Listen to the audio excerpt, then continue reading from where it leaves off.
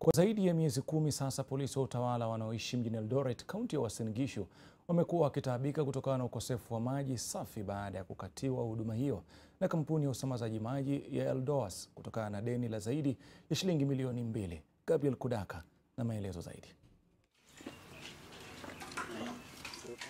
Kisima hiki katika kambi ya polisi wa utawala mjini Eldoret kilichimbwa kama akiba ya kuwapa maji wakati kunapokuwa na uhaba kutoka kwa kampuni ya maji ya Eldowas. Hapa AP line tumekuwa na shida ya maji, tulikatiwa maji kwa zaidi ya miezi 10, hatujapata maji. Tunatumia maji ya kisima. Tumelalamika kwa mkubwa naye amesema inashughulikiwa Nairobi. Mkurugenzi wa kampuni ya maji ya Eldowas anasema walilazimika kuwakatia maji baada ya bili ya maji kuongezeka. Ilibidi tuwakatie maji manake kwa muda mrefu hawajakuwa wakilipia bili yao ya maji, na sisi kama idara ya maji tunategemea fedha ile tunapata kwa uuzaji wa maji kufacilitate operations zetu.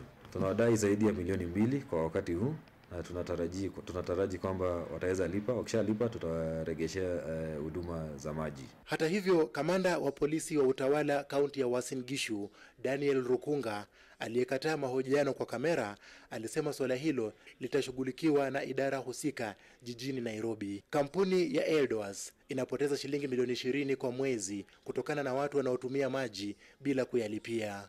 Ni hasara kubwa sana kwa kampuni na tungependa kupunguza. Gabriel Kudaka, NTV, kaunti ya Uasin Gishu.